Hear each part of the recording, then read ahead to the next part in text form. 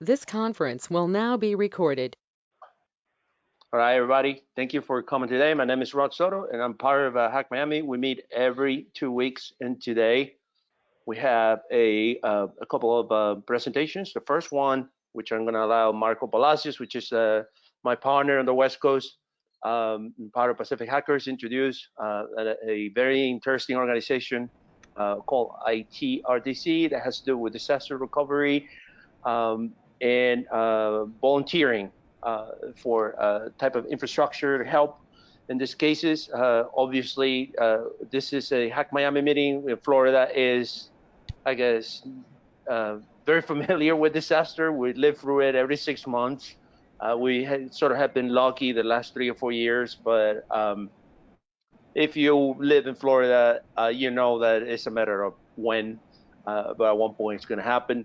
And then after that, we're going to have a questions and answers for breaking into cybersecurity. And we have put together an amazing panel. We have Patrice, which is she's like our top performer from our female side. Spoke at RSA, works at a Visa. I mean, she's done it all. So hopefully you guys will ask her all kinds of questions. And we also going to have Ace Sor, which is works for also I think Oracle, and he is so far he is part of the what I call the greatest generation of Hack Miami. Everybody that wasn't his generation ended up either working for a three-letter agency, working for some amazing, incredible company. And I will tell you more as we get into the panel. So thank you, Ace, for coming. And with that, then let's get started with the introduction to IT RDC. So Marco, take it away. All right. Hey guys, thank you so much. It's nice seeing everybody, familiar faces, Patrice, Blue Fox, Sam, today it's an honor to present two people that I have worked with. Well, we work in the same company, but not only that, it's an honor that they are my friends. And when I was talking to them, about Hack Miami and what you guys do in the East Coast and Pacific Hackers, in the West Coast, I think this was a great opportunity for them to know this and more about them and their organization, what they're trying to do. So again, it is an honor and a pleasure to introduce Roger and Brian with ITDRC. So Roger, Brian, take it away. All right. Hey, can everybody hear me okay? I have a fan going on in the background. Yep, I hear you. Cool. Yes. Yeah, so it's kind of funny. I did a modified version of this a few years ago at a DEF CON event, and Brian came up in the crowd and is like, dude, I work with you. So I was Work like, in the same building. Yep. Yeah, I was like, how come I never see you? He was like, well, I'm in IT, so I'm in InfoSec, so I kind of stay in the shadows. So anyway, he and I hit it off, and I started looping him into some of the projects that we were doing, and we've gone through several disasters together, mostly here in California with wildfires, and we're always looking to partner with groups like you guys. And I think, where I could see us working together is maybe whenever we have more regional events like hurricanes and stuff like that, that we need some extra IT talent. You guys could be really helpful. And then likewise, whenever we have downtime, usually in the winter when there's no disasters, our volunteers could, partner with you all and attend your events and stuff. So anyway, can somebody pass me the ball? And while I try to fiddle with my computer, do you have anything to add, Brian?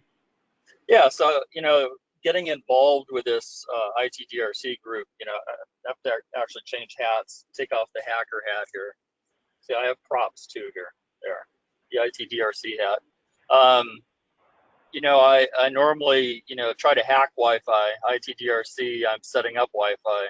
So it's a nice change to be able to put our technical talents to use to help people. You know, disaster happens, you think of people going and, you know, going in and fighting fires or digging ditches or providing food. All of those things, the logistics around it, the communications has to happen in order for all of that to, in order for that to flow. So we get in there and kind of the second responders, you know, after they, you know, put the fires down or get the water cleared, and then we go set up infrastructure for communication, whether it's for the responders or for the evacuees. And it's super rewarding work. I basically, after Roger introduced me to the group, I basically lurked and sat in the background and watched a couple of disasters to see what the flow was and how it worked. And then this last year, I just went whole hog and jumped in and got involved in the field.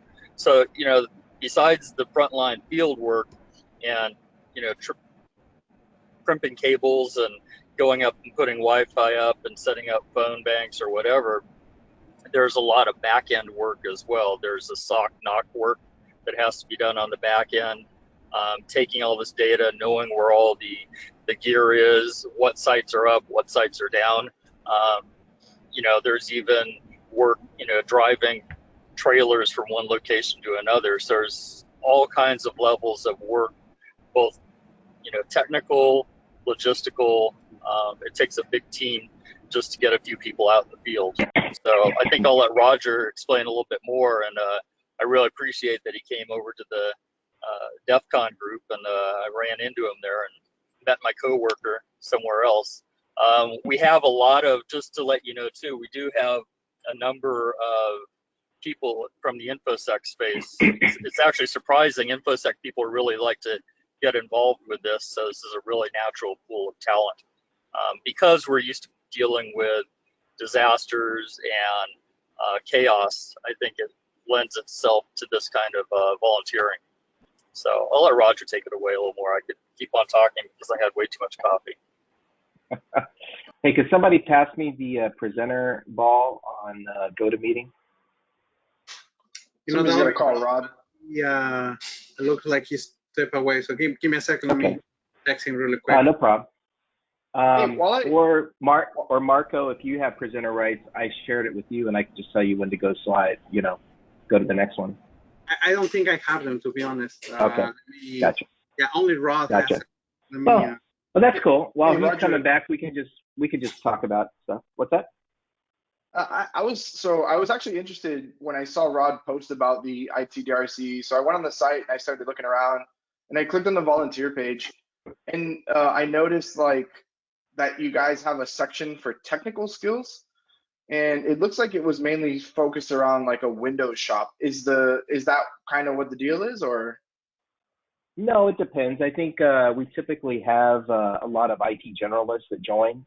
I mean, most of our stuff, to be brutally honest, is, you know, IT stuff that you would do for helping your parents at home. You know, a lot of, you know, little setups, a printer, a computer, Wi-Fi. You know, sometimes we have a satellite uplink and stuff like that. So I think Windows skills are kind of important just because the people we're serving are often using Windows, but that's not specific. I mean, there's all sorts of stuff. Brian and I do some of the more, you know, since we work at Fortinet, we do a lot of stuff with the Fortinet. We try to offload that as much as we can. Different people come in with different skills. You know, believe it or not, tech is actually not what we need the most sometimes. It's more project-y management, program management, stuff like that. So yeah, I think maybe we could do a better job on that form and capturing some of the skills that it maybe we need. But yeah, if you have any feedback on that, let's chat afterwards. Yeah, I we'll mean, we deal with Chromebooks out there in the field, and it really doesn't matter. I think the forum is just a way to say, you know, here's an example of some things, but, you know, I basically put on the forum when I joined, you know, I hacked everything, so, you know, doesn't matter. One thing I don't see on your website, though, is who do you have memorandums of understanding with from governmental and other support groups? Who are you supporting? We have quite a few. I mean, FEMA, we work with them at the local level, depending on, you know, the disaster. We work a lot with VOADs, Volunteers Active. after a disaster.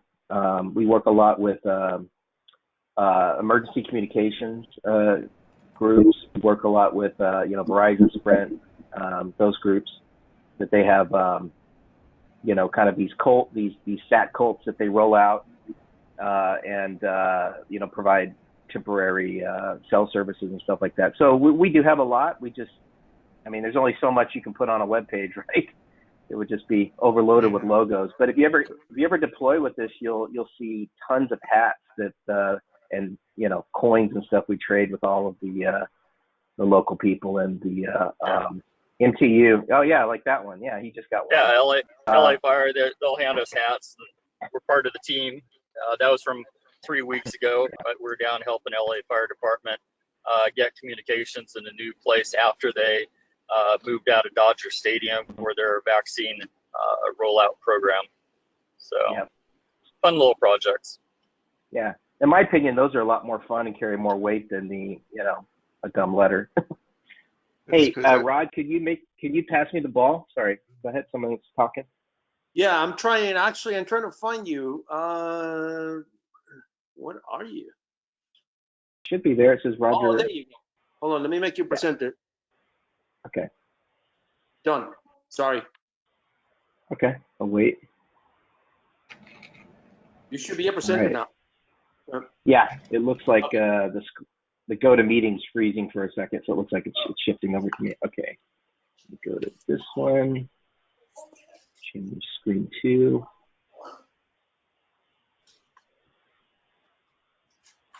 Go. All right, can you guys see that? Cool. Let me do the present button. Yes. Perfect. All right, how's that look, guys? Can you guys see it? You see it? Yep. All right, I'm getting a feedback from someone there. Is that you, Brian? Oh, Patrice, I think I'm getting feedback from you. Perfect. Okay. So we're a 501c3 nonprofit. We're based out of Dallas. Kind of started in Dallas. Echo from Patrice there.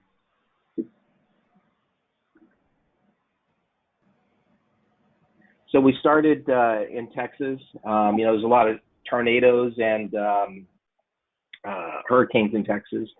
And as we started to kind of branch out to the West Coast, whenever I first started about 2014 or 15 or so, we didn't do a lot in here in California. So most of our stuff was kind of related to hurricanes. We work with emergency management or agencies like we had talked about, disaster relief organizations, and then the technology community in general. A lot of our stuff comes from donations of these big companies, and it's actually easier for them to donate to us and then have us break out that donation and give it to the little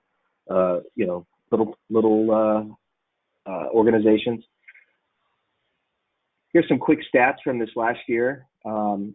2020 was just absolutely insane because we doubled, tripled, quadrupled many of our projects with a lot of COVID relief stuff, which I'll cover later in a project we called Project Connect. We have about, I think it's like 2,700 people now. So these are mostly people in the kind of general IT range, a lot of kind of generalists. I think those are, I think once you get on the coast, you get a little bit more specialized talent, but in general, that's the kind of people who join. We've serviced over 1,000 communities. We have our asset value that we have donated that we then donate out is about $5 million. And we have a lot of tech assets that we actually track all of that and what we do for the community. Our sites absolutely skyrocketed this last year because of our Project Connect. I forget what the numbers are. I think it's about 1,000 or so sites that we put up. A lot of these were schools and libraries and places like that, so kids could get online. And then Brian had mentioned earlier kind of what we do. We have a priority to what kind of who we service. The first priority is always life safety. So this is the emergency managers and people like that who respond first. You know, mass care is the second. So think like the Red Cross shelters, the fairgrounds where all the survivors come, et cetera. And then community recovery would be something like a church that's you know, providing different services kind of on a long-term basis. And then long-term recovery, you know, we'll do a lot of campgrounds that they'll kind of set aside for people who are kind of rebuilding their lives. We'll bring in satellites in there and stuff like that. Anything you want to add here, Brian, on this slide, or even on the other two slides? I think that's good. It's and over the last couple of years being in the field, I've certainly seen a few different areas of this. You know, we'll bring fire departments back online when there's no other communications. We did that during the fires this last year. You know, evacuees, definitely seeing a lot of shelter locations. We've got a project here in California where we're looking at all of the fairgrounds throughout California and assessing what happens, you know, when there's the earthquake and we need to get supplies out there. What do we do? So we're pre-planning, we're getting kind of ahead of the curve. So we need a lot of project planning skills as well in our teams. So that's, I guess, what I would add.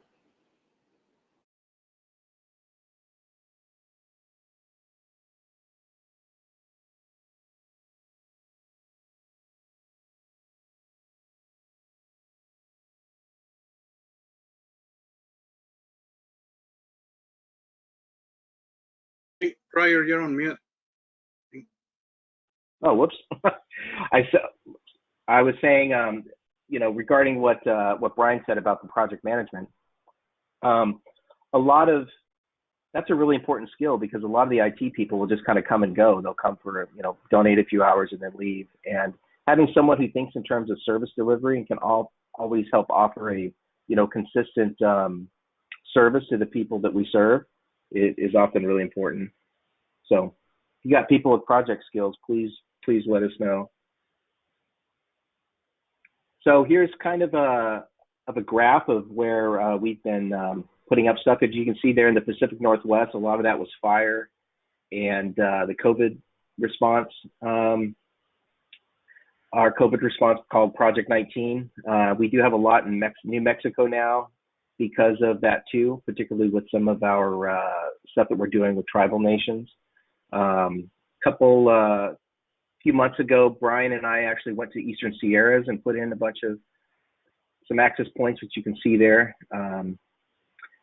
And yeah, a lot of stuff on the East Coast, a lot of stuff there in Puerto Rico. We were really active in Hurricane Maria, and then of course a lot of stuff there on the Gulf of Texas and the Gulf in general. So all these green dots here are active sites. The red dots have been closed down. So here's some of our capabilities. We have different NIMS types vehicles, which for those of you not in emergency management, they're a particular class of vehicle with certain, you know, certain size, certain capabilities, et cetera. And then we often get requested for particular resources from the different regions. We do have a CIS team for critical infrastructure, and this sort of role requires a background check. So in addition to, you know, certain skills. Our volunteers are kind of aligned in 1 of 10 regions across the U.S., similar to how FEMA is, and that helps us kind of map out to the different emergency managers that we work closely with. And here's kind of a general list of, you know, the assets we have, kind of what you'd expect, you know, you need for any sort of IT stuff, you know, computers, printers, cabling, you know, routers of some sort. All of this cache is actually in Dallas. And this is kind of a list of things that we offer for survivors in these different clinics and or shelters. This one was in the Campfire up in Chico area and Paradise. And this is actually I think I took this picture. this is the guy I worked with there, and he worked at Amazon. But you know, a lot of stuff we're doing there in the shelters are so people can kind of rebuild their lives, fill out insurance paperwork, keep their kids busy, keep them entertained, keep their phones charged, that sort of thing. A lot of that stuff they just don't have. The fairgrounds just aren't prepared for this many people, just kind of slamming their Wi-Fi. So we kind of add a lot of extra capabilities there. You have anything you want to add there, Brian, on the last few slides? Yeah, I was going to say that, besides the very physical work of putting all of this stuff into place, whether it's, we utilize, anything from Fortinet gear to Meraki to Aruba to Ruckus to Ubiquity, whatever we get our hands on, whatever we have in our cache. But when we're putting this all up, we're out there in the field, there's people on the back end typing away and making sure that all this connects to the cloud controllers and things like that. So again, we work very hand in hand, with the field deployment and the people out there cabling everything up and getting dirty and sweaty in the heat, and then the people on the back end sitting on their couch, staying cool and drinking a soda and making sure it all works. So yeah, that's a good point. And project coordinators, I'm not going to. I'll keep harping on that because we need people that can do project management, project coordination. So the technical skills vary. You don't have to be a Wi-Fi wizard who knows how to produce heat maps. We have people that do that. So yeah, no, that's a good point. I tell people for every one person out there, there's 10 people supporting them. I mean, you need someone to plan their hotels, you need someone to plan their food, you need someone to make sure that start organizing the Trello cards with all of the inbound requests and figure out who to go to. Take for example this site here. I remember this site. There was just always a rotating IC incident commander that we had to kind of deal with here, and finding out who that next person was just such a chore. So for him to hang this IP, like dozens of hours had to go into kind of, if not hundreds of hours, to kind of figure out the right people and where to hang it and all that stuff. So yeah, we always need people on the back end helping us, inventorying and stuff like that. Okay. Yeah, we work with a lot of NGOs. This particular picture is where they process a lot of like the volunteers. So, they'll come in and people will, they'll have to get them processed. They sometimes don't have any sort of network, so we'll set up some sort of ad hoc network that needs to survive, days or weeks or maybe a few months. And then we'll kind of tailor make something for them. Yeah, anyway, we do have some assets that we'll drive around. This one is in TU2. We have screens in there, and then a lot of the other agency people will come in and work and collaborate on different projects. This is one of the NIMS class. I think it's a NIMS 1 or NIMS 4. I can't remember which one's the highest vehicle. This is one of the events that we had here at Google. Yeah, got together and had some exercises, had some challenges, some role-playing events, and a little bit more about what we do. I think we covered most of this. And then just briefly some of the different projects that we've been working. As you can see, there's a guy up there hanging an AP on the silo. I took these two here out in California. The one on the right is actually a camp that Brian Watson was. He was the incident commander on that particular deployment, and that's one of our partners, climbing up a pole to hang these units. Prior to this, it was just what was it out there before they put up these APs? It was just like a little cow or colt or something that wasn't very. Yeah, they had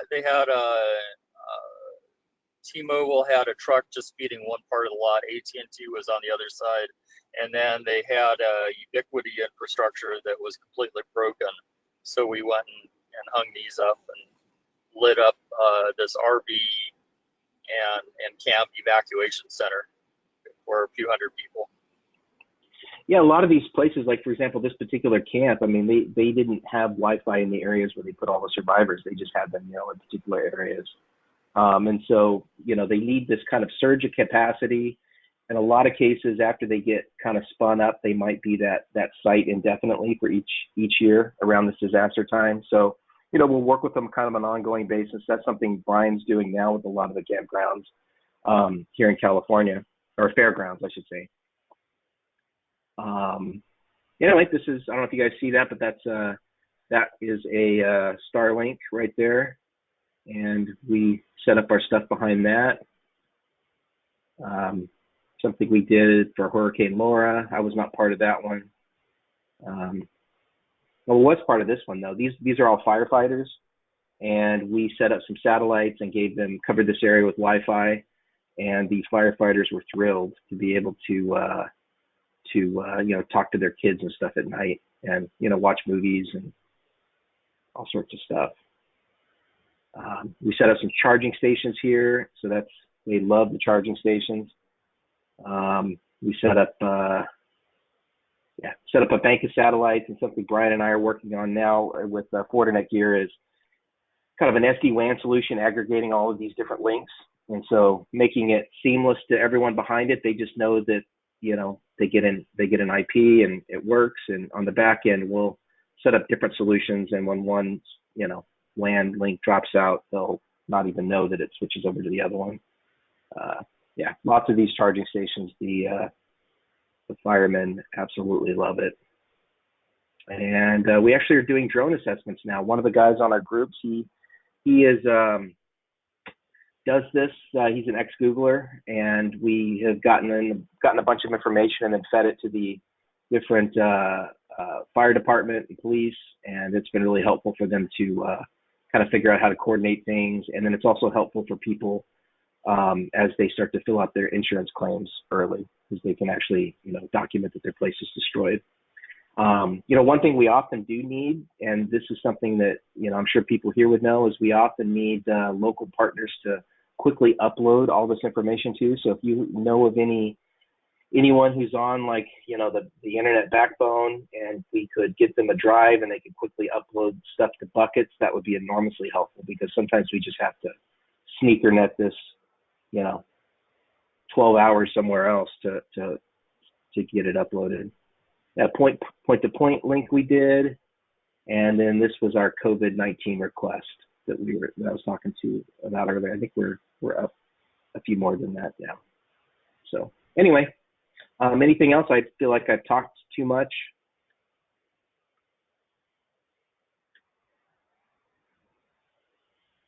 Another shot inside our vehicle. Donation management is a huge deal. We'll come up with some clever solutions on kind of helping police document all these. Believe it or not, when people go down and donate stuff, that's a huge pain in the butt for these organizations. They don't have an inventory system. They don't have a way to give out gifts fairly. They don't have a way to find out who's really lost their house to this. So a lot of times, police and fire will loop us in just to kind of figure out, okay, how do we inventory this? How do we, create a database of everything, keep track. Anyway, that's it for me. Any other questions or questions about involvement or what we do or anything there? I do have a link here if people are interested. Yeah, I'll just add another thing to it. Even if you don't know exactly what you would do, it's always good to just sign up, go through all the exercises of becoming deployable, and then something will come up and you'll say, oh, that's something I can do. When I first signed up, I was so busy with other things. There was no way I was going to go out in the field and deploy.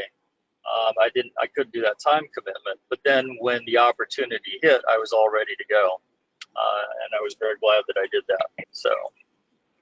Yeah, and to touch on that, what Brian said, I mean, it's not like you can just sign up and jump on a plane and go, right? I mean, we have safety first is a big deal. So, we ask people to go through the safety training, command chain of command is really important as we work with other agencies. So kind of knowing what the ICS terms are and working with that is really important. So, sometimes you you sign up, you get to know all the tools, you get to know the people, you get to know, the Trello boards, the Slack channels, all that stuff, and then we'll send out requests for particular areas. And if you live in that area, we'll often ask locals to come first, and then later possibly fly someone in. So it sounds like you're a much larger group. You're about overlapping with the IEEE Move group, which also deploys satellite trucks and stuff. Yeah. There's a lot of us. We work together in the field. Although I haven't actually seen them in the field. I've seen a lot of the others. But yeah, I've seen their webpage, and it looks like they're doing some good stuff. Yeah, because I've talked to one of their people on the phone once. Cool. But it's just in general. Yes, this is not stuff you can. Since September 11th, this is not stuff you can just go out and run into the field last minute. And you're going to have a few 100,000 people just all of a sudden last minute want to volunteer after the disaster happens. You can't do that. Not with all the background checks and stuff they require nowadays. Yep. Yeah, we have a background check too that we ask people to go through, and then which makes sense, right? Because you're dealing with survivors' data. As you can see, in that previous picture, there was a bunch of teddy bears. Hate to have those stolen. Or you can't say the ICS courses, if you want to ever take them, are free. They're just on FEMA's website. Yep. Correct. Yeah, there's 4 that we recommend, and 2 that are mandatory before we have you deploy. This is incredible. From what I've seen here, you guys are doing a lot of work. And I really don't want us to delve or devolve into politics too much. But it looks like you guys should actually be the FEMA and coordinate FEMA and police, because it looks like what you are doing is actually, it's almost like FEMA is actually not doing what it's supposed to do also.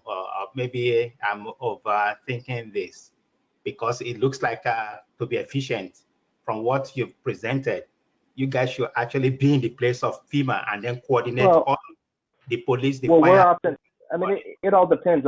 Remember, FEMA is only kind of pulled in if it's a declared disaster. A lot of our work is in areas, it's some little podunk city that got hit by a hurricane, and it hasn't been declared a disaster. It may have just been a particular school that got flooded. So, FEMA gets called in for the big disasters, and money gets poured in. A lot of our work is the areas outside of that often doesn't make the news. Yeah, but it looks like a subtle agreement that perhaps that local area government is not really responsible to its people. So if they can take care of in a disaster, they don't have disaster. It's not that they're not responsible. It's like the cell phone towers. They're probably compared to normal use, they're overwhelmed. Correct. And let's be honest, nobody's responsive when your whole infrastructure gets blown away. You've got to kind of bring in folks from other regions with, generators and satellites and all this stuff to help you. So I think it's kind of hard to be the IT person for your company or for your group whenever you yourself have lost your home. And we see a lot of that sort of thing. I have a question about, sorry. Go ahead. Yeah, I have a question about the timeline for deployment from training and background checks, more or less what that is. Like, do you have self-paced trainings? Are they virtual? Do you have to be in person? Yeah. So we have the 2 that are really important are the ICS ones, or is it ICS, ISC. Those are online. You can just take a test, and we do have a safety one that's a virtual one that you can take. Talks about kind of what we do and what a deployment's like, et cetera. But to actually help us remotely, that's not a big deal. We can basically give you a login to our inventory management and start, helping us organize as we scramble and put these up. That's lots of roles there, and that's how a lot of people start. They kind of figure out what the tools are and what needs to be done and what the process is, and then if they ever do deploy, then they're a little bit more productive out there once you get an idea of what it's like.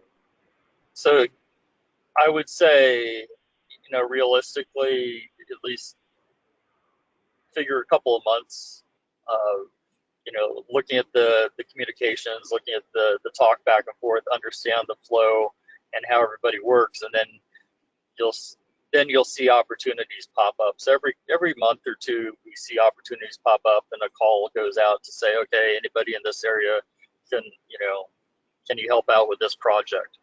And then people put in their capabilities. Yeah, we use Everbridge to kind of target people in the local area, and then if we can't find them, we kind of create a bigger and bigger radius and try to get people that way. So yeah, you could do it in a couple months. That should be reasonable. Okay, But final unfortunately, question. Go ahead. Sorry, I keep interrupting people. I'm so awful at this. My final question is, would you recommend this for anybody who's new to tech, or that is primarily, or is this like primarily aimed at seasoned professionals? I know that you said that there are a few roles that you can just come on to that don't have anything to do with tech. But if I wanted to, for example, as an early career professional, come in and maybe even shadow people who are doing something that I'd be interested in, or is this so critical that you can't do anything like that? No, there's lots of roles like that. As a matter of fact, we have a very healthy job I don't want to call it hookup network in our group too, and a lot of people will actually look and recruit from this group because they seen people demonstrate their skills and stuff. So. And out in the field, there's plenty of opportunity. I mean, teaching people how to put ends on a Cat5 cable. You start with that, pull some cable, do the grunt work, then start learning the console and learning how to do Meraki, Fortinet, Cisco gear setup. That kind of comes along with it. So it's not designed to be a training center, but you put in the work, and training just comes as part of the process. Yeah, and I know some VPs of operations that pretty much exclusively recruit from this group because it's an easy way to see what people are made of. It's an easy way to cross-reference people to see how they've done in different operations. It's a great way to kind of see every single vendor under the sun, and kind of just see how innovative people are whenever they're presented with problems. Yeah, and we're very vendor agnostic. I've been at Fortinet since 2006, and although I should say yes, we only use Fortinet. No, we don't. I set up Meraki's, I set up Ruckus, and everything else. So. Yeah, imagine being a chef and you've got to cook for thousands of people, and you just got to make do with whatever ingredients you're given. That's kind of what it is. So. Some people love that challenge, and some people are, frustrated because they can't provision things like they're always used to provisioning. But to love the smell of chaos in the morning. Yeah, if you like challenges, we have tons of problems for you, and when you get finished fixing those, we'll give you some more as a thank you. Mm-hmm. That's the sort of environment it is.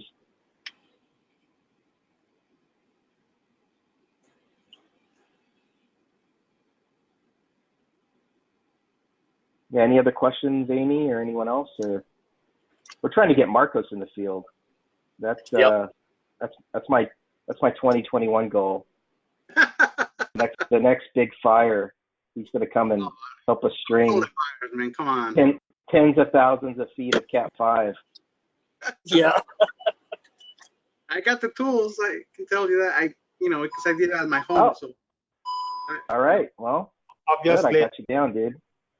Just don't trip the refugees. It looks like you deal with a lot of data. I may have missed this.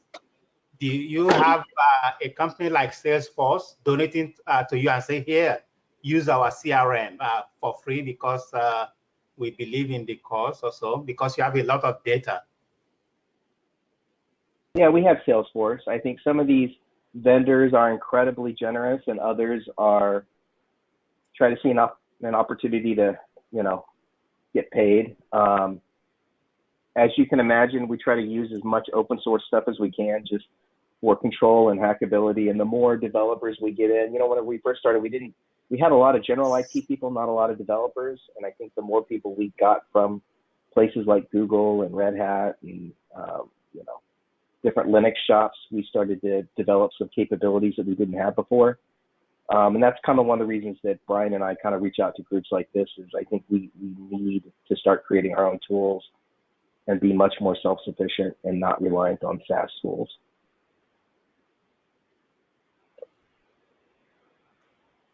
And Marco, I know how we're going to get you into the field.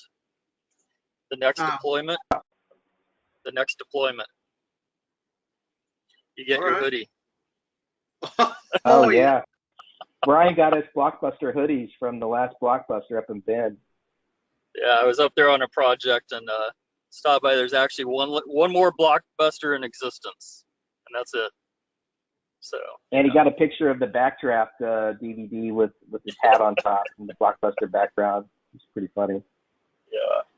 So yeah, we get to go to cool places too sometimes, and we cross zones. So you know, I may end up in Miami at some point. You never know. My father lives down there in West Palm Beach, so I have family that way. You guys know the World Central Kitchen? Okay, we work a lot with them and groups like them. So they'll do, big, gigantic mass feeding sort of setups, and we'll work with them. But I think that they do a lot of stuff in the hurricanes. They're really active they started in Hurricane Maria in Puerto Rico.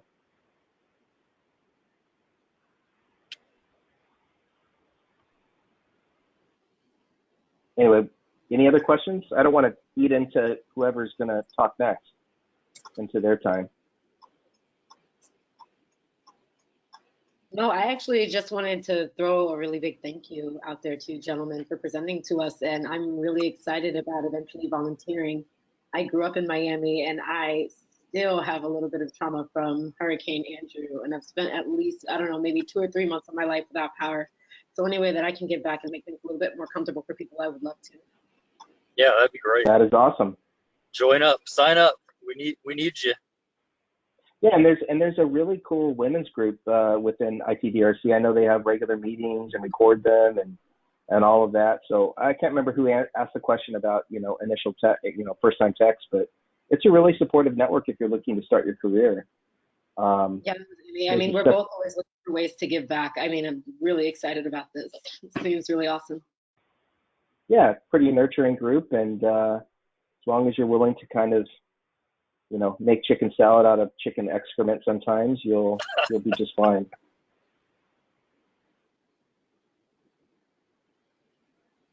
Okay, time to put back on the hacker hat. There we go. Well, thank you so much, guys. It was that was awesome. Thank you. I really appreciated it. Well, thank you very much. This was I hope that a lot of us participate and join in the East Coast chapter. I know many times many of us are looking organizations of this type, and hopefully you will get a good number of people. And thank you very much for taking your time. And I know you're going to do it again for the BHAC meeting, I hope, at 2 p.m. Pacific. And that is great. So, all right, with that in mind, let me get going with the AMA for the cybersecurity, breaking into cybersecurity. I'm going to let Amy at one point take over. But before, I'd like to introduce the panel that we have today. Basically, we have an intro too. Oh, you do? You want to go ahead and do it then? Okay, awesome. We really worked on it. All right, yeah. Awesome. Go for it. Chris? Yeah, I'm gonna go for it, guys. So hi, thank you again so much for coming, and then thank you so much for the ITDRC for that amazing presentation. Amy and I are from Miami-Dade College's Women in Cybersecurity student chapter, and we're going to answer everyone's career questions. If you have, I don't know, any curiosity about getting into the industry for the first time. My name is Chris, and I am an intern at Splunk, where I work on the critical incident response team. And I'm Amy, not trying to take away your shine. Go for it. Interning at Amazon Alexa Cloud Secure Solutions. And I just want to begin actually, you have this space now, right? You get to tell everybody how fabulous everyone on this panel is. So, guys, welcome again. This panel is going to involve 3 industry professionals, all big dogs in their own right. I'm going to start off with Rod Soto's intro. He's got over 15 years of experience in information technology and security. He actually won the Black Hat Capture the Flag event in Las Vegas in 2012, and his career has skyrocketed since then. He started off as a system administrator, and now he's a principal security research engineer at Splunk. He's given talks at Splunk's.com conference, DEFCON, and he's been quoted in publications like Rolling Stone Magazine, Pentest Magazine, and Vice. A true fountain of knowledge, really. I've had the pleasure of speaking with him once about work. Give it up for Rod Soto, everybody. Cheers, yay! And then next up, we've got Ace. He's been a white hat professional for 8 years, but his interest actually began back when he was only 11 years old. From SOC analyst, or he is a SOC analyst, or eating my words, sorry about that, guys. He started off as a SOC analyst, but his background in networking systems and then wireless access and applications and firewalls and DDoS have led him to becoming a principal security engineer at a leading cloud provider. Not only is Ace a longtime HackMiami member, but he's also MDC alumni. Let's go Sharks, me too. Last but not least, we've got Patrice Coles, somebody that I would definitely call a real cybersecurity queen bee. Her career has spanned over 20 years, and she's been has been building and growing compliance programs from scratch for some of the world's top companies, from startups to level 1 merchants. She finds the cracks in systems before anyone else does, and that's what sets her company apart in a sea of other compliance security services. Again, everybody, please give it up for our panelists. Did we do you justice? And honestly, I really could go on and on about everybody and their bios because they're amazing. We did lots of research. However, we're going to give them a chance to answer some of these questions without me talking for them. So I believe, go for it, Amy. Sorry, the first question I like to ask anybody, and this is for all of the panel, tell me about a time when your job felt like it was something straight out of the movies.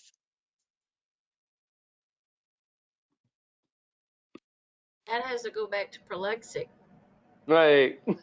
I think we would all agree that if that probably going back to Prolexic. I think Patrice, the A's,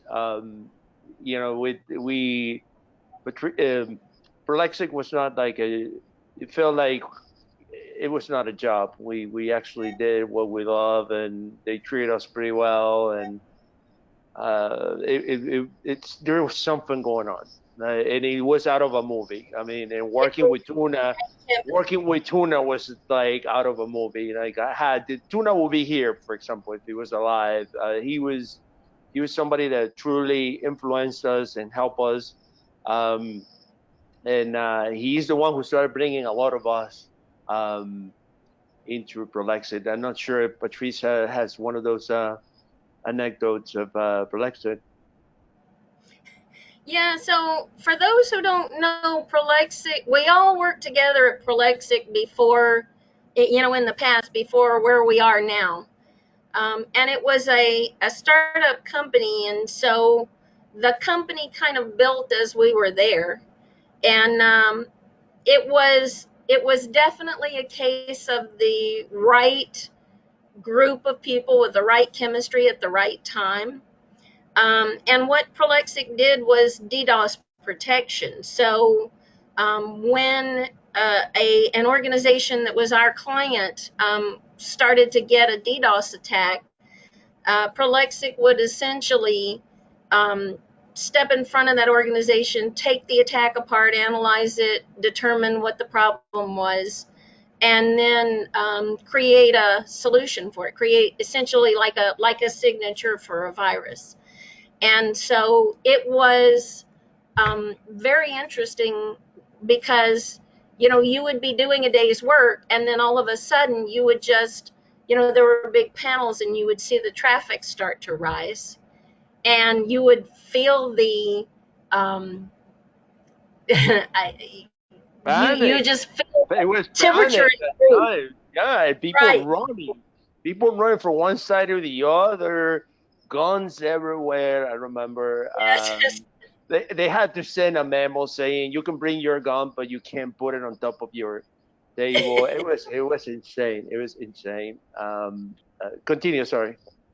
No, it was just like the whole team would just suddenly become laser focused on this attack, and people would be watching that traffic stream, and there was a mitigation framework. So in other words, you're going to try a tool, and if that tool doesn't respond, you'll try another tool based on what you're seeing, based on what kind of traffic it is and what kind of behavior it is.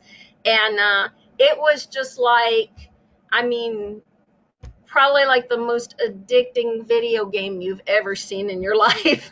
That's an And amazing way to put it, right? yeah, but everybody in the whole company would be there, and some of these attacks would go on for days.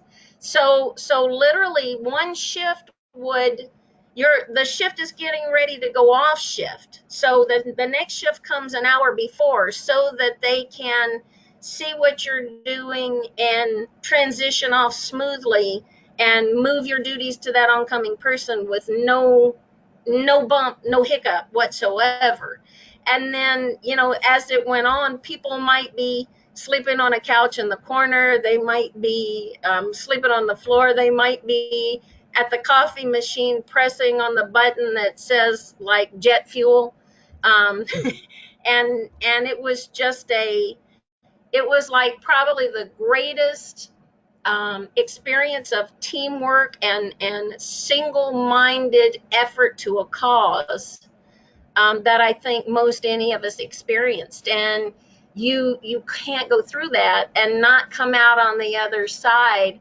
It was like, my family of, there were 3 girls and 97 brothers.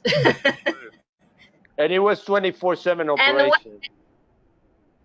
and the reason I said it reminded me of the movie is because that was actually what led into the concept of Mr. Robot. So there's YouTube. If you go look, for Mr. Robot Prolexic, there's actually lines in Mr. Robot that say call Prolexic. Right. Right. Yeah, No way. that was, I believe it was episode number 1 that happened. Right. But like When just they're to tail off attacking. of, yeah, just to tail off of what Rod and Patrice are saying, as somebody who sat on the front lines of a lot of those attacks, there was probably no better place to cut your teeth on incident handling. You were very quickly a grizzled veteran of being able to hold shit down, be calm under a really rocky situation. And the way that the teams, escalated to each other, helped each other hand off stuff was just like a masterpiece of artwork. And I'm not just talking about the SOC teams, like handing off to the networking folks, handing off to the system folks, and then further down the line, handing off to the team that Rod worked on, which was the CERT team, for doing research, for finding out, who were these people, what was their MO, what tools were they using, why were they doing this shit in the first place, and then writing a kick-ass piece on it, and then, or even going the distance and busting their botnet wide open and taking it over and, doing fun stuff like that. That was always a great time. So absolutely, I could say, like, to add to Patricia's comment, so you asked, like, for something that's out of the movie. Our company actually created something that then came after, which was on the TV show, which was Mr. Robot. Right. I agree. So guns are allowed? What are smoking?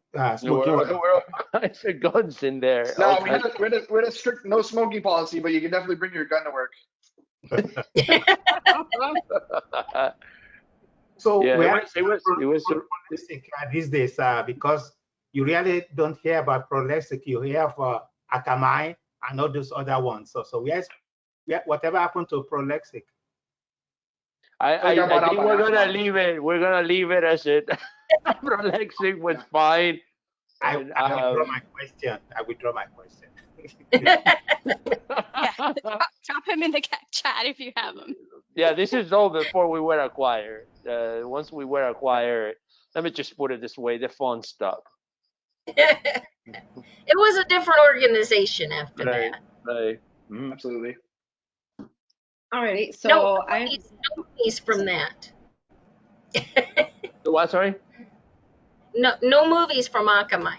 Not really. No, but you know what? Now that you're saying about Prolexic, one of the great things about Prolexic is Prolexic would invest in you.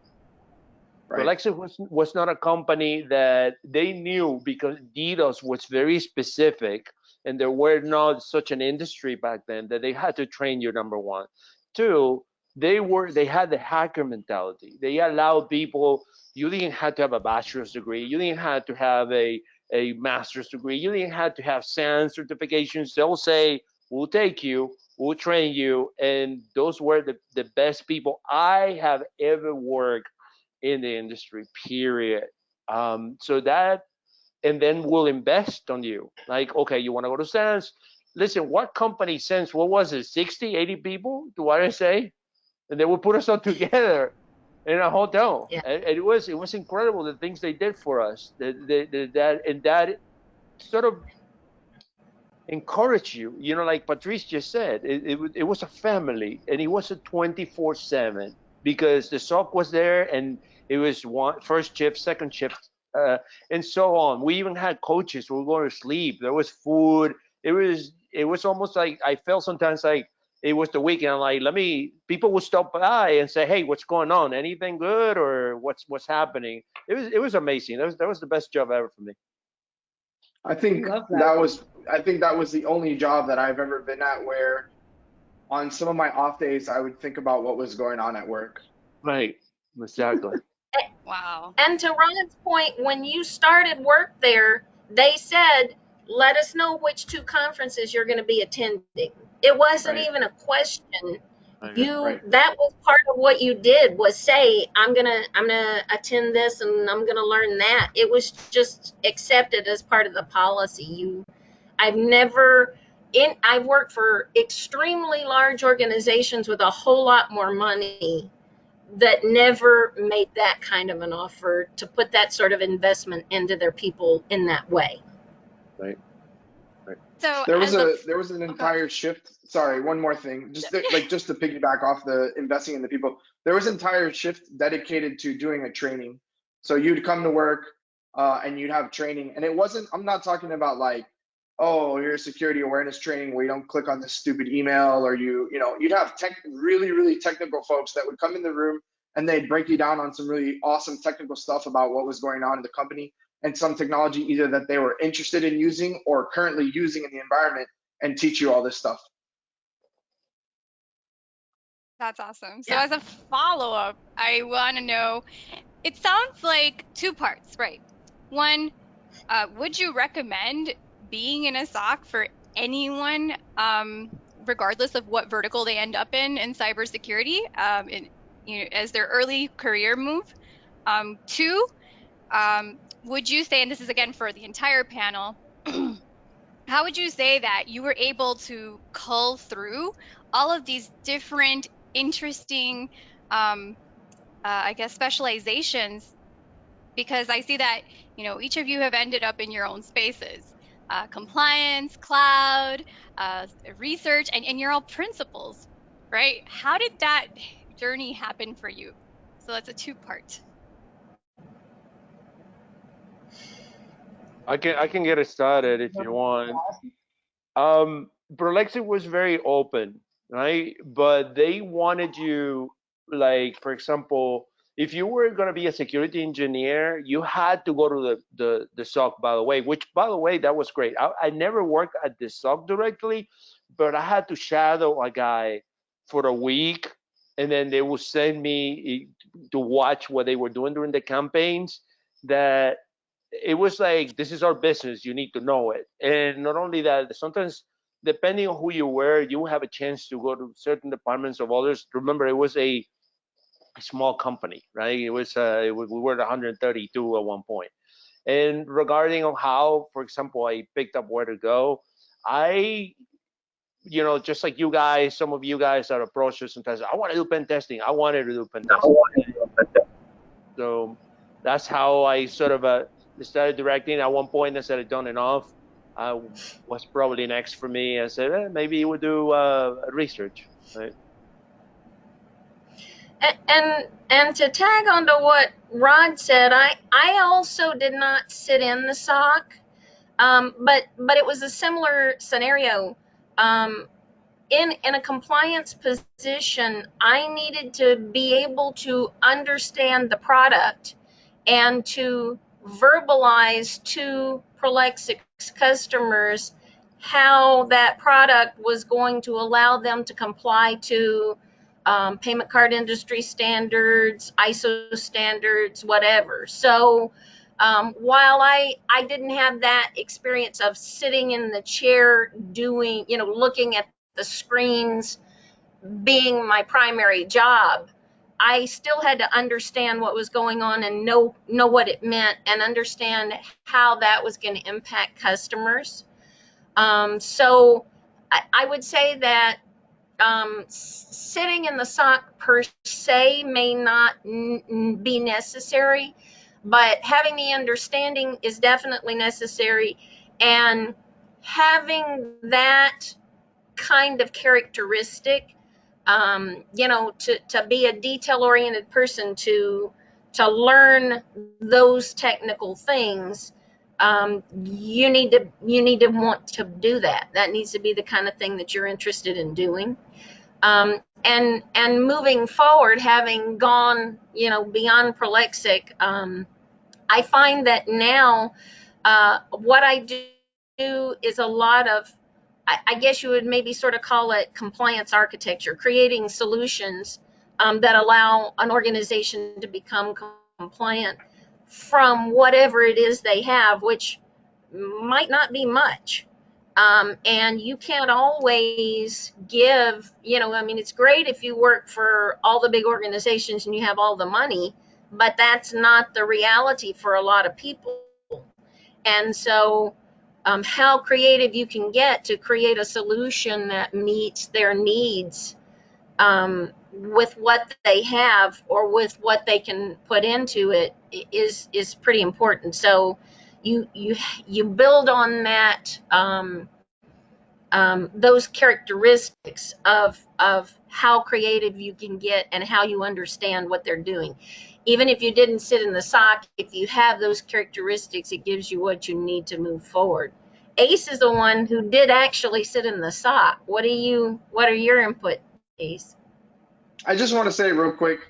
So Patrice sat in like a cubicle unit that was like just behind the SOC. We had a pretty open space in Prolexic, and a lot of the teams got to kind of, like I think Rod mentioned, we kind of would walk over to another area and say, hey, are you working on this or whatever's going on. So there was a lot of kind of cross training and cross talk. I just want to say one thing, like watching Patrice work at what she did is badass. Patrice is an absolute badass when it comes to her job. And like, I respect Patrice so much for what she did.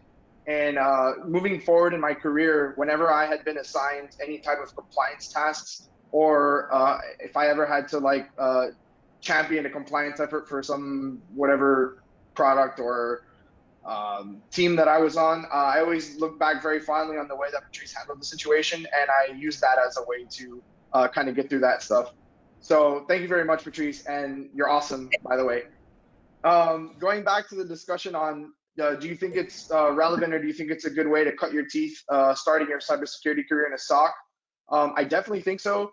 I definitely think so. In our SOC, it was like Rod mentioned, is a very niche type of technology that or not even a technology, a methodology of blocking DDoS attacks, which you didn't really like have this wasn't like a common thing. SOCs would mainly look at like malware. They would look at vulnerabilities that were going on in their infrastructure and their environment. And so being inside of a SOC that was catered towards DDoS was like a very unique perspective. What was very interesting about it too was that we dealt with every single vertical of industry. So whether that be financial industry, e-commerce site, porn site, gaming site, whatever site we had, we definitely saw the entire breadth of industries using that technology and being protected by that technology. So if I would say one thing that would stick out to me is like, if you get an opportunity to work in a SOC that has multiple industries that it protects, I'd say that that's a really awesome opportunity, because you will get the experience and understanding of, when you move further on in your career, how you kind of work through these different organizations, and how they think about how they need security. Working with a bank is vastly different than working with somebody who runs a social media site in the way that they think about security. So absolutely. And to add a little bit more on that, and that's why, by the way, everybody that was there in that company has gone to everywhere, Facebook, Google, Cloudflare, you name it, because those people, and this comes alluding sort of to the question that Roger just asked in the chat, is because we were defending people, some industries that were like, listen, you want to see the newest, the latest, and the baddest attacks? Protect the casino. The casinos get hit with everything 24/7. And the other one, unfortunately, is the cam people. So I had to assume the OnlyFans will be incredibly difficult to defend, because they get, I don't know what's going on with those campsites, dude, but it's like they try to take him down, attacking everywhere. So examples of things like that. Then we protected, by the way, 8 of the top 10 banks in the United States. And that's also why a competitor decides to acquire us. That's basically what happened. A competitor, which we were taking basically clients from them, and then they got upset and they had the cash and they took us over it. That's basically what happened. And then, well, the rest is history. But what A says is very true. The diversity of things that we had to protect. It was, you had to learn the nature of the business. You had to understand the business logic. And we were protecting people that, quite frankly, needed to be protected. So, yeah, the really, like, the best folks that I ever worked with, and the sort of the best mentoring that I got out of there, kind of all boils down to this one quote that I very come back to all the time, and I think of, which is good engineers check the site. And what that means is that you have an intimate knowledge of what the person you're protecting does from like Rod said, a business logic flow. And then you also are very intimate, you know what's going on with their site, and you're checking their site. You're not just going to their homepage and checking, oh, is their website up? Like, no. Create an account on their site, log into the site, click on some of the features, do some of the things. Those were the best engineers. Those were the people that really knew what the hell they were doing and could protect A to Z. That's excellent advice. Yeah, that's excellent advice. Okay, guys, so I'm going to go into the next question. And this, again, is going to be an all-panel question. Everybody can go ahead. Roger asks, when interviewing security folks, particularly those without degrees, certs, etc., how do you test for the intangible qualities that matter the most? So persistence, problem solving, passion. Do you start off asking them where they get their news? I'm going to go ahead this time and start with Patrice. So I think part of that is if it's just in the context of an interview, you're going to have to ask them a question that is based on a scenario. Give them a scenario in which they would come under fire, or in which they would have some sort of an obstacle, and see if what they're responding to you is in line with what it is that you're expecting. That's one of the things that I find for myself. A huge part of what I do, because let's face it, the compliance people are never the first people you put on the list to invite to your party. We're not the fun crowd, we're always Patrice, the one you that are. mean you're You are, Patrice. they didn't get the memo, right? They don't you're always pretty much for what I represent, you're going to have to do work and spend money. And so, when you walk in the door, people are like, oh man. So persistence is probably, the question was, what about certifications? Certifications get you in the door. Persistence keeps you in the job. And a large part of what I do is continue to press for whatever objective needs to be accomplished. And one of the things I would definitely say in that is, look for, like when you ask that question, try to evaluate the creativity. One of the things I would say, if somebody gives you only one answer, you probably don't want somebody that has only one tool in their, in their tool belt. So if somebody is thinking and being creative, and my day-to-day experience is, a handyman that shows up with only a hammer, he's only going to help you do a very small, task. So you have to have a lot of tools. Hopefully, as you speak to someone in an interview, you can get an idea how creative they are and what they could do to think of other tools. Sometimes just bulldozing your way through something is helpful if everything else is in place and they just need someone to keep things moving forward. But sometimes being a bulldozer is not the way to get the job done. Sometimes you have to have some finesse and make people understand what the value is to them and sell them on it. And so you have to have other tools. So I would do that. I would give them a scenario and then see how creative they can get with what tools they could work with. Okay. And then thank you so much for that. Ace, would you like to tell us like what your opinion would be on that? What do you look for in potential candidates? Yeah, absolutely. In the past like year or so, I've done quite a plethora of interviews actually, and the interviews have ranged from all different types of positions, from software development engineers to security folks to project managers. And I usually will try to cater the interview as best of my ability to whatever strengths we're trying to pull out of that candidate. One interesting thing that I get thrown on a lot is I usually get the very technical portion of the interview. They'll wind me up and they'll throw me in there and they'll say, just hit them with all the nasty technical stuff that you can hit them with. And I don't always think that that's a fair assessment or judgment of a candidate to just try to hit them with a bunch of technical questions like, oh, what is this specific directory on a Linux system? Well, give me 2 seconds and you can Google it. That's not what we're trying to evaluate here. I myself came from a place of having pretty much self-taught myself to get into the industry. And I did go to college, but I didn't go for a computer science degree. And a lot of the folks that I worked with did not even necessarily come from that space either. Some of the most like brilliant people that I've met just either have self-taught themselves or have been just passionate enough about whatever they're doing to get into it and just figure it out themselves. So I think like Patrice definitely brings out a good point. Is I love to bring up scenarios and I love to keep driving on the scenario. So if somebody comes in there and I say, hey, how do I solve this problem? And they approach it with like this one tool, then I'll double down on that question. I'll say, all right, cool, you solved it with this tool. Tell me how you would solve it if you didn't even have that tool. What would you do in that scenario? That's like a pretty good follow-up question. I also sometimes will like help my candidates along if they're struggling a little bit. And I'll say, oh, maybe there's this thing that you could use, or you already told me about this ideology.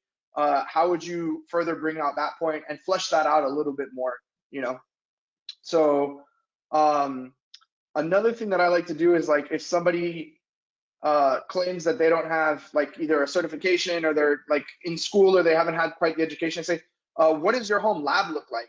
What are some things that you've done to help your parents or the people in your lives that ask you for IT work? If it's a position for incident handling, tell me about a challenging time that you've been through and how did you handle each one of the steps, and talk to me through the entire process and how you completed that process. What was the outcome, and did you sit down afterwards, and what was the post-mortem, and what did you learn from all that stuff? So those are like the types of questions that I'll try to get into and have people think about. And really there you can dissect somebody's like critical thinking skills, You can see if they have the passion very easily when you talk about like a home lab or you talk about interest in the community. I was doing an interview last week, and somebody brought up a piece of security news that I had read that very morning, and I was like, oh man, kudos for bringing that up because that's awesome. Whenever you're doing an interview, no matter what, I think you should definitely always do your research on the company that you're getting ready to interview for. And the biggest key thing that I think when it comes to interviews is you have to keep this one bit of crucial advice in mind. When you're interviewing, a person is finding out about you if you're a right fit for their company. You're also finding out if that company is a right fit for you. So you need to ask those questions and think about those things when you're going into the company as well. A1 advice, Ace. Like amazing advice. Rod, what about you? What do you look for how do you assess that in your candidates? Well, I agree with both of them. We did basically, we at least this is what I learned, right? I had interviewed all kinds of people from PhDs to I had nothing to show for, but I just came out of the military. My best two people, one was an ex-Marine that he basically couldn't afford anything and just like video games, and he learned how to crack them. And I saw him playing my Capture the Flags. Ace knows who I'm talking about. And this kid was a wizard. I actually had to basically sort of stick my neck out for him to get hired because I didn't believe that he had no experience, had nothing. And then my other great hire, which is still at that company, is a dropout from arts, wasn't even computer science. And he was working on the adult media industry, and nobody wanted to give him a chance either. And I said, this guy's amazing. I trust that he's going to do well. He did amazing. So you had to. I would say this: you can't just turn down somebody because they have a different background or because they don't have a master's degree. You know, I had one time to hire a person with a very high-end degree, and I got in trouble because the person did not perform, and that reflected badly on me. So what I used to do is basically some of the things that Ace just said. At one point I realized too, I will get people that will come from certain government agencies and said, I can't show you this because it's classified, right? I later discovered that that's a way to skid a question, basically. So what I try to do, I used to have a capture the flag. And basically, I will give them, for example, a simple. I wasn't even giving them like a big deal. I was giving them, for example, I would give them a web app which had all WAP stuff. Then, for example, or I would give them a binary that didn't have certain protections that even if you didn't break it, but if you were able to crash it and tell me how you did it, and said, okay, you have an idea what you're trying to do. I would say you need to have more on skills and potential than background. If you hire somebody just on educational background and you don't test, you risk what happened to me, which is I said, oh, you got this, all this, and this, and then I gave them a binary, and they said, what do you want me to do with this? And that's when I knew that I was in serious trouble. so you gotta be careful. You gotta be careful when you hire people, just expecting for them to perform based on paper. You want to try to do a little more dynamic scenarios. Like Ace said, are they thinking outside the box? What do they do in their free time?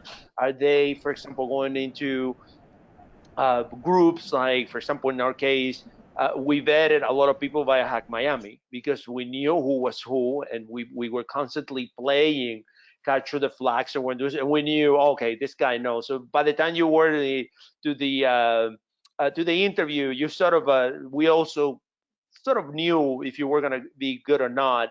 And also, I used to do some of the other stuff that Roger was asking. We used to do what we call the beer test. The beer test is basically you go out with the whole team and you forget about work and you just have lunch and drink a beer. And the question that the team needs to answer is, can I talk to this guy outside work? If your answer is this guy is a genius but he's a jerk, we can't hire him. Genius jerks will destroy your team, unfortunately, right? They may do great at times and they may be amazing, but if you're trying to build a team, it usually brings a lot of back and forths, and eventually some of your good people will say, I can't work with this guy, I had to leave. So teams a lot of times are a lot of soft skills, right? Which is sort of what Roger was alluding to. And for Kyle, who was asking how to you have interest in the industry, like A said, he's self-taught. I was self-taught too. How did I learn? I look at groups like this. I went to conferences. I went to Twitter, and then when I went to Twitter, somebody said, "Hey, there is this vulnerability in Windows." I will build my own lab. I will test that vulnerability, and little by little, I started meeting people, reading books, networking, and eventually, that's how I was able to do it. And if I could just tack on to what Rod said, that's really important. Don't be afraid to create where there isn't something already. I can tell you for what I do, um, I have degrees. I have college degrees. They're not for what my job is. There is no college course of study that you can take to get a degree for what it is I'm doing day to day. So you have to keep in mind that if it's what you want to do, you may need to create the path. It may not be there for you. So you have to have that in you to be willing to do that. That's a hacker mentality. Yeah. Exactly. Just to chime in, I hope that is not to say that college degrees are not important, because even though it may not be directly related, it does help when you see someone communicating through email or report, you know this person is refined in the way they write also when they have college degrees. I agree with that, and I can definitely say I personally kind of subscribe to the theory that when you are getting a job, that initial discussion that you're going to have with your employer is in many cases going to peg you to where you're going to work from forevermore there. So you need to be on top of your game when you have that discussion about what money you're going to make and what you're going to do and what you're going to get. So having the degrees definitely gives you kind of an automatic step up. I can certainly say that for my salary level, there's a certain amount of discussion that in general does not have to happen because of the degrees. Like Rod said, he hired somebody with a master's degree. So there's a certain amount of kind of default give in that case. So there is some value to the degree, certainly. But again, to his point, if you come in and then don't perform to that level, your degree is not going to save you in that case. It's a rough spot. Rod. I think credentials. I agree. Oh, so sorry. One has to perform because one other positive thing before I take up so much time about a degree, you know that if someone could go up to master's level or PhD level, it shows that if they can actually get it, they must display perseverance to actually be able to get up to that level. So that's one positive in their favor. Perhaps they don't have the technical know-how, but for someone to get up to PhD level, it shows they must be patient. And that's one quality we also need in this field, patience and perseverance. True. Yeah, true. I definitely agree. I was gonna say onto that point what Patrice was saying. I don't in any way diminish somebody that has a degree. I just think like on Rod's point is that a credential will start me to have a conversation with you about something where I could already assume that you have pieces of knowledge that you should have based on your credential. So if there's a master's degree, I already have assumptions about things that you've done in your life, but you still you do yourself a disjustice if you're an interviewer and you don't still prod and poke at some of those things that they should have done there. Because that's when Yes. you get into a problem where you're like, oh, this guy has a doctorate or this guy has a master's degree in cybersecurity. Well, what kind of technical ability has he actually touched? What has he done? Like, fine, if you spent a couple of days on Metasploit, whatever. But if your job is going to be doing Metasploit every single day and you barely know how to fire the thing up, then that's going to be a problem. So you need to know how to poke and prod at those things based on some of these credentials. I agree. Okay, Yeah. thank you so much, guys. Patrice, you set me up for the, I don't even understand sports that well, but the perfect pick and roll, mentioning compensation. And then Rod also mentioned it earlier with the sunshine tax. How do you ask for compensation? How do you ask for what you're worth? I think a lot of us, I got lucky with this one thing. Yeah, I got lucky with my internship now, but I think a lot of us are so happy to have our first positions that we just take whatever comes to us, and we're being grossly overpaid almost 100% of the time. I think that everybody can say yes to that. How do you ask for what you're worth? I have a really good way to sift through that shit real quick. So in major companies, you are very highly discouraged from discussing your salary with other coworkers and colleagues. Fuck that. Like, excuse my French, but fuck that. Talk to people. The best thing that you can do for yourself in this industry and any industry is to interview regularly, even if you're absolutely happy with your job, because that will find out what your market worth is for another company. And you may surprise yourself and find some other kick-ass gig that you weren't even expecting that you were going to find, and get into that gig.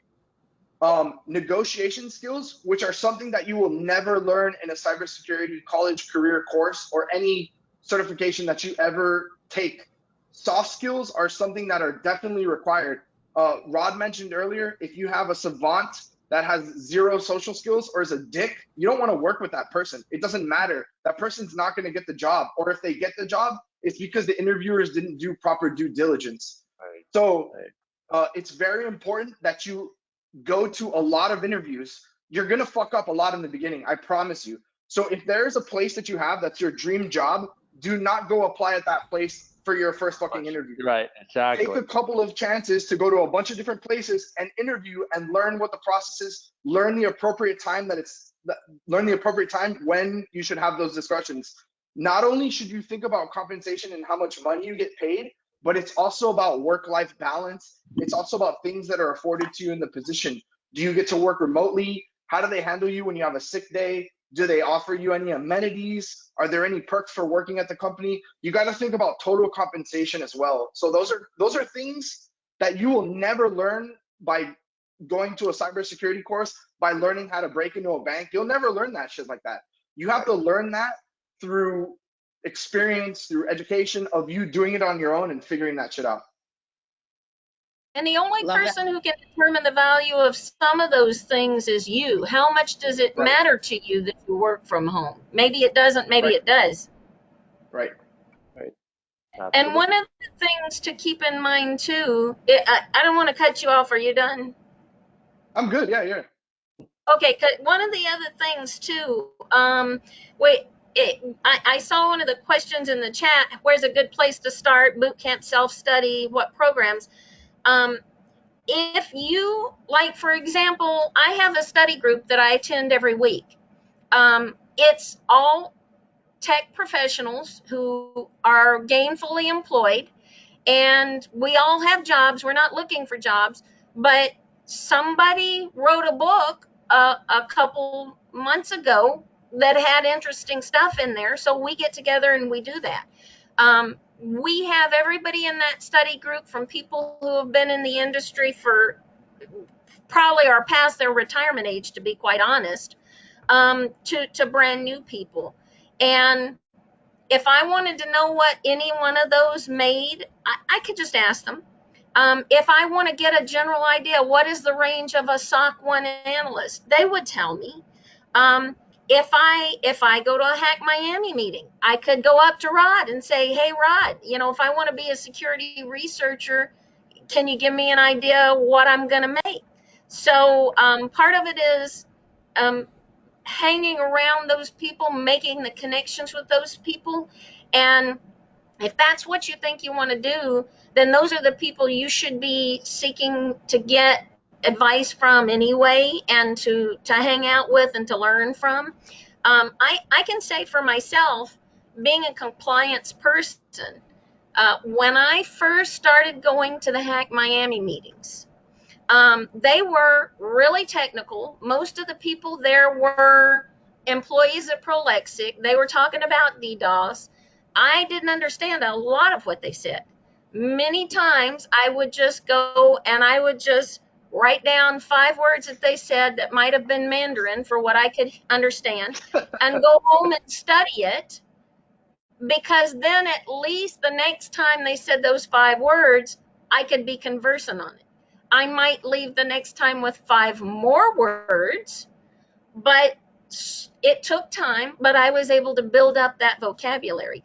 So in terms of getting started in the industry, and then where that goes in terms of your worth, make friends with those people. Study groups usually are for free. If you join the HackMiami channels, they have all kinds of training resources. Some are free, some are not. Some of them may apply to you, some may not, but it's not going to cost you anything to go in there and look. I find that a mix is good for self-study. You know, it's great if you can just pay a lot of money to do whatever you want. I would love to have that problem. But for me, some things are worth it. Because I'm in a payment card industry, there are certain certifications that really just speak. When you walk in the door with that certification, you're on a completely different level. So there are some things that are worth it and some things are not. But make friends with those people and learn that. In terms of one of the other things that I wanted to tack onto what Ace said is, oh my God, learn to communicate. You know, if you have great skills and you can't write a paper that anyone can read, if you have mad skills and no one can read your email and come out of it knowing what it was you intended to say, then you have a problem.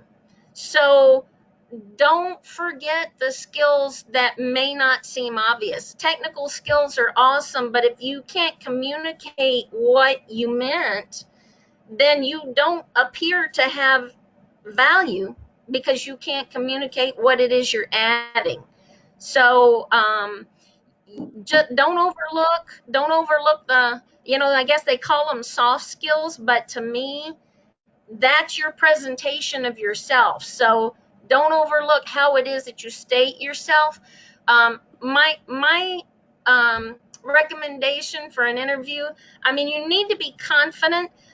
To me, confidence and firmness is one thing. Being cocky is different. And I think the cocky thing doesn't sell very well.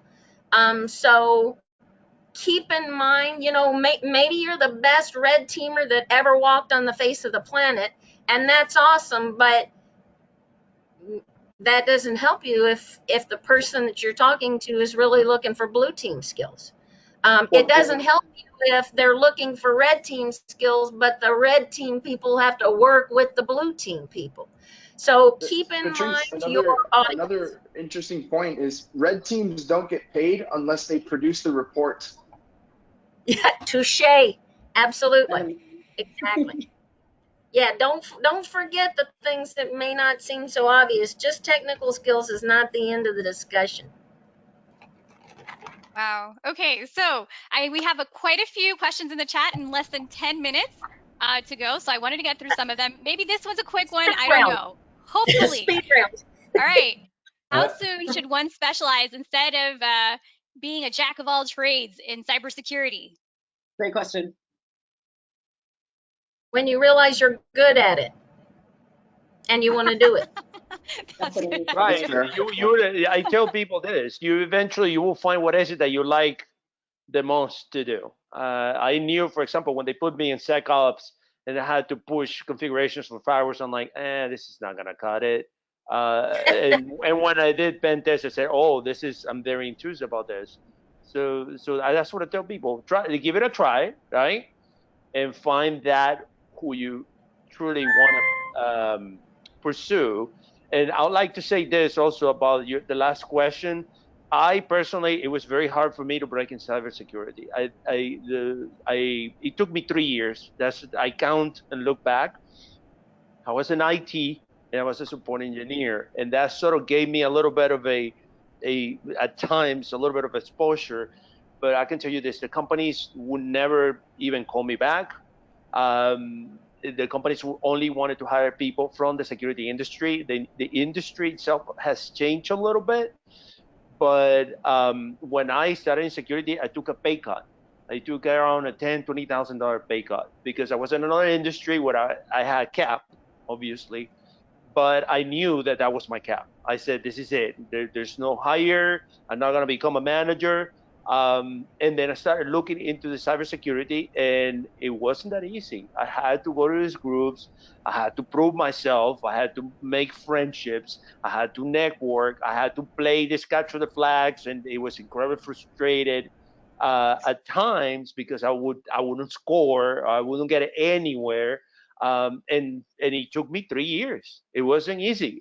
Nowadays, it's not that difficult because there are programs for it. There are groups like this, but it was not like that back then. It was very difficult. All right, I'm gonna jump in with a little bit more of a technical question. I'm like speed round. With the emergence of blockchain technologies and its focus on encryption and security, along with the hype, what are some opinions or misconceptions that you have found with the industry involving blockchain? The importance of blockchain. That's the answer. I think Ace is the best person to answer this question. That's what I'll say. I just read the other day that all NFTs are going to be basically meaningless in what, like 3 months, 4 months? Like they're going to be. I read that article too. I think, like, here's what I think. Seriously, on the topic, I think a new technology emerges, and a lot of people get excited about it. And the problem is that a lot of people want to implement this technology rather than have a problem that they need a solution for and use a technology that solves that problem. They are trying to use this technology in every bit of space that they possibly can and trying to solve problems that don't exist. So that's my 2 cents on the matter. Okay, next question. And I really wanted to ask this one as well. Roger wants to know, how do you balance a team's need for a strong cultural fit with maintaining an inclusive group that doesn't box out good people or have certain ingrained prejudices? This is such a good question. Such a good question. I am the only girl, well, one of only 2 women on my team, and definitely like the only women of color. But also, I work at Splunk. Everybody is so nice. I don't even know how else to say it. Like, it's like working with a bunch of Labrador puppies. But I would love to know, what is it? Everybody's so nice. Everybody is so nice. But can you answer this for me, everyone? You want to start, Patrice? Or yeah? Oh, go ahead, Patrice. Yeah, go ahead. Well, okay, so I can say, at least from the perspective of being female, historically, for years, I've been one of very few females in whatever it is that I've been doing. And I usually get along well with the males. I don't, you know, I try not to have a thin skin about anything with anyone. So, you know, to me, you know, some people might be upset if people say certain things or whatever. I'm not that person. I'm there to learn and to do a job. And if it's not adding to that, then I may choose to move on and do something else. But I try not to be a thin-skinned person because I just don't see that that's going to get me anywhere. In terms of fitting in with the group, to me, that's one of the things that you need to. Everybody needs to understand and work on that. So most of the people that I work with, I'll tell them, pretty quickly after you hear me talk, you're probably going to understand, and I'll say, hey, this may be coming from a hillbilly perspective, because people are going to hear my accent and they're going to know I'm probably from Tennessee or Texas or someplace like that. So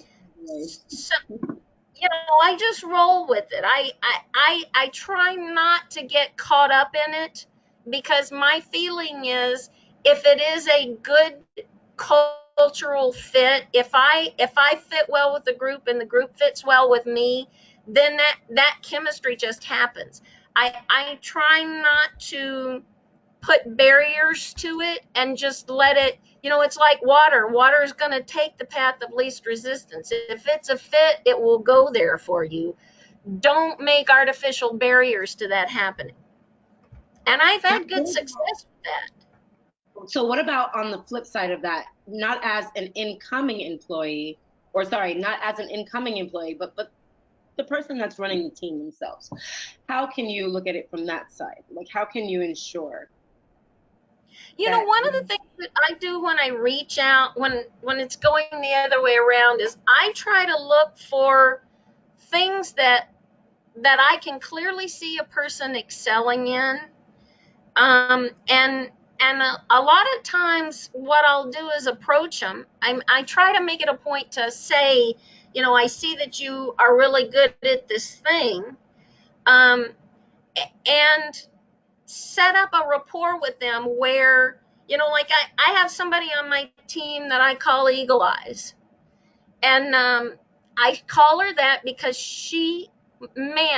you can give her the biggest heap of garbage data anywhere, and she will go through it and she will find the anomaly. It doesn't matter how, as like Tuna, with his freaking bots, some people just are doing stuff. He could find it.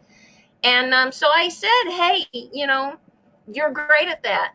Do you mind if I call you Eagle Eyes? She laughed. She said, no, now the whole team calls her Eagle Eyes. But everybody bonded over that. So, and I guess I wouldn't call that culture per se. I mean, it's not tied to her being, whatever, a cultural group. But in terms of the building of the team, I try to find what people are good at. I ask them. I always ask them. I never assume. But I say, man, you're fantastic at that. Do you mind if I call you Eagle Eyes? She says, yeah. Now everybody knows, if you have that issue, go to her. So you've kind of set her up as a SME, a subject matter expert on that.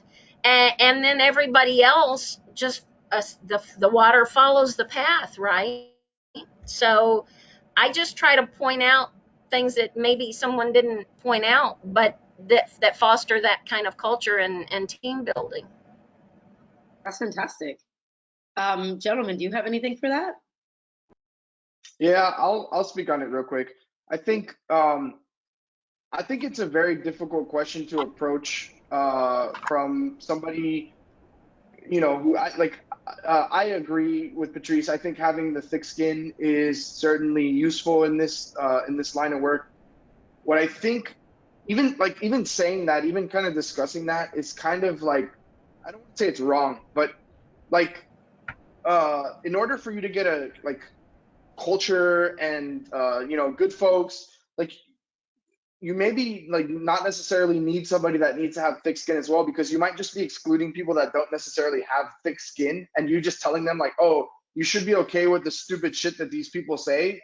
That's not okay also. But I think that as somebody who's led teams before, creating outside team bonding experiences will help with that, and you'll kind of quickly find out does the team mesh well? Are they doing things? When I was working in the SOC, I I've not been in the military and I can't say this for sure, but like I was fighting attacks. I took it personally that people were attacking me and the companies that I was protecting. And I couldn't have done that if I didn't trust the guy sitting next to me. So having that bond, having that like kind of culture inside of my team was very important for us to be able to do our job well. So I think we're in kind of a different era. I just yesterday took a bunch of trainings on microaggressions. And then I thought it was hilarious because I watched a couple episodes of Silicon Valley talking about microaggressions. So I think we're moving to this place where we want to be like very inclusive of everybody. But I also come from a space that like early on in the security industry, like a way of hazing somebody was getting them to click on Goatsy or getting them to look at some fucked up website that you should never look at and you should not be exposed to that. But like I was exposed to that and that was my upbringing. So like if somebody shows me something that's fucked up, I'm not gonna like shy away from it. I'm not gonna leave a group because somebody says something outrageous. That's just not how I am. But I understand that nowadays we're moving into a place where not everybody was exposed to that, and it's like probably also not okay to try to get somebody to look at meatspin.com. Like, you know what I mean? So I think it's tough. I think it's a challenge.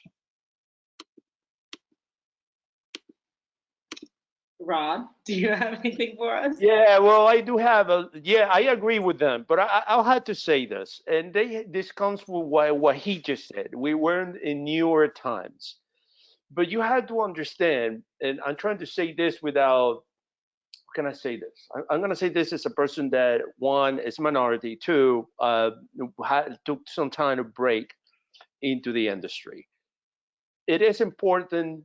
All this new stuff is important, the inclusiveness, the respect, all that stuff. But at the end of the day, InfoSec is the people that cleans the sewage from the internet.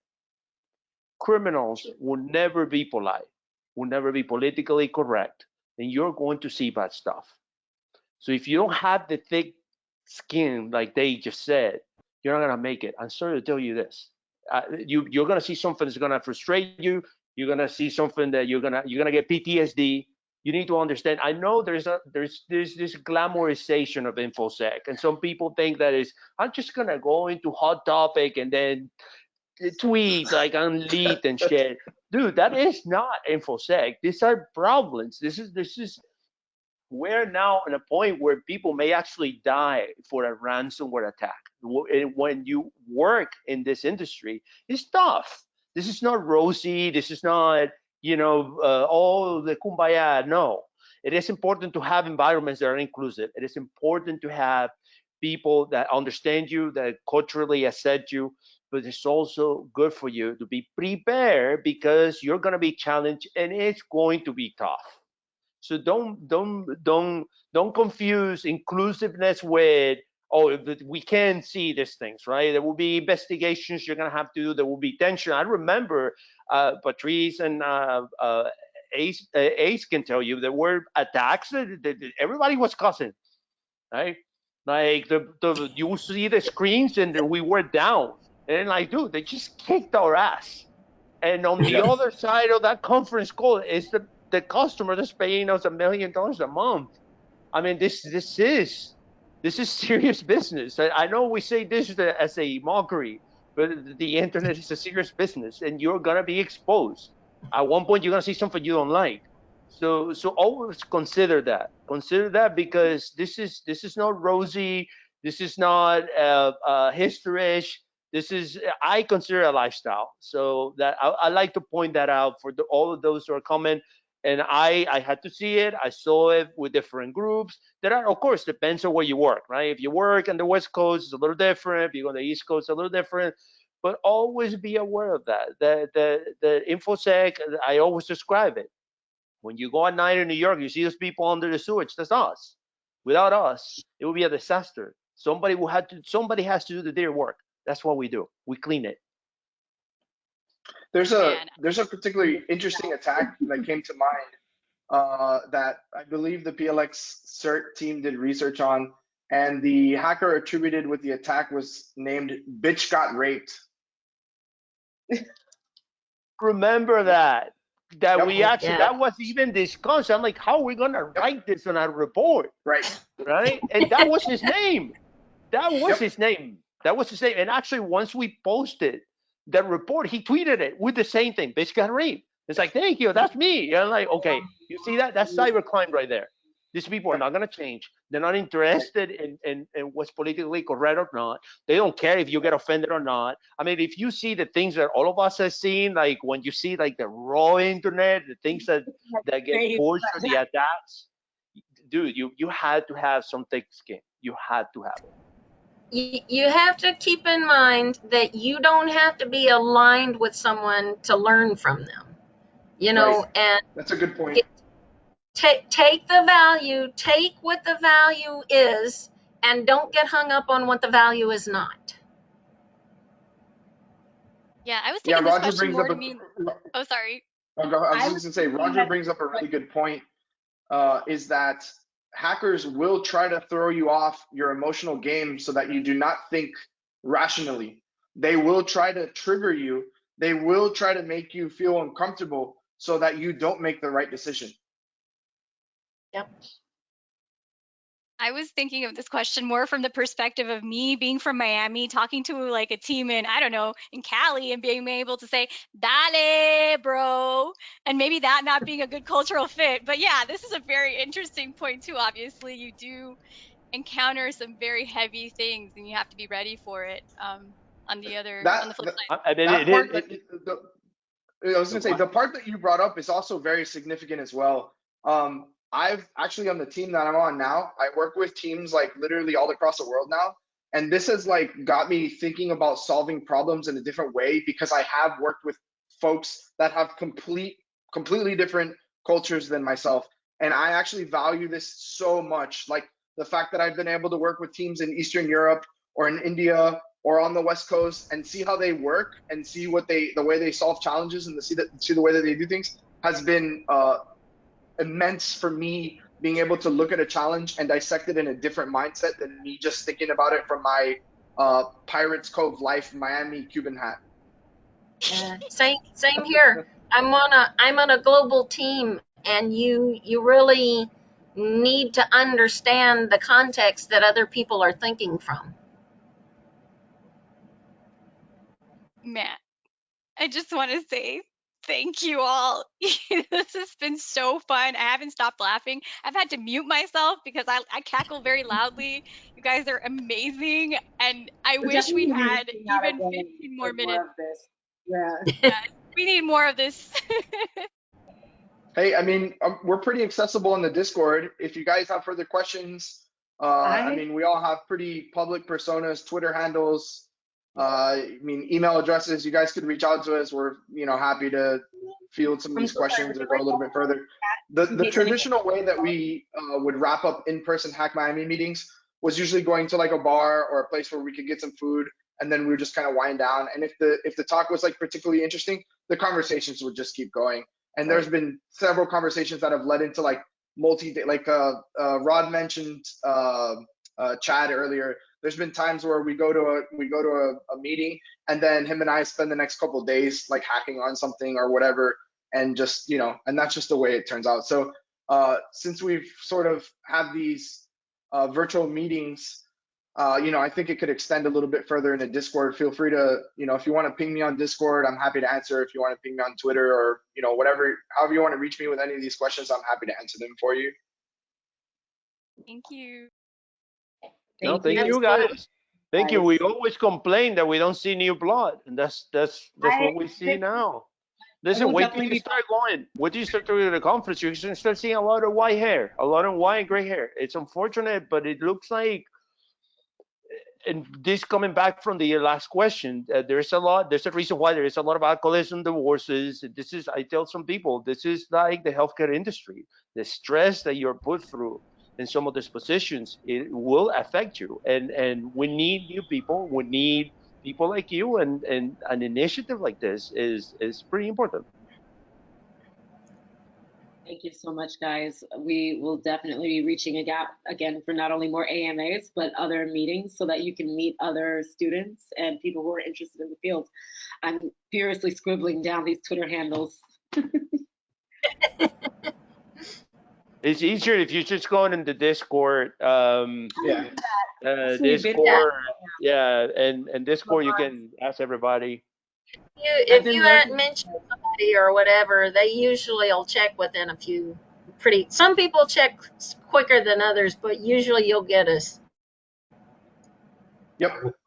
A shameless plug here, because not everyone is going to be red team. For those who are considering software security, blue team, we also have South Florida OWASP.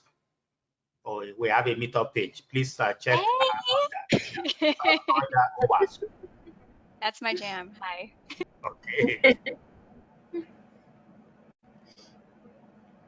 And definitely join the PHAC meeting at what, 6 p.m. Eastern Standard Time, or is it 5 p.m.? I'm forgetting. No, it's 2 p.m. Pacific. That will be 5 p.m. Okay, it's 5 Oh, 5, right.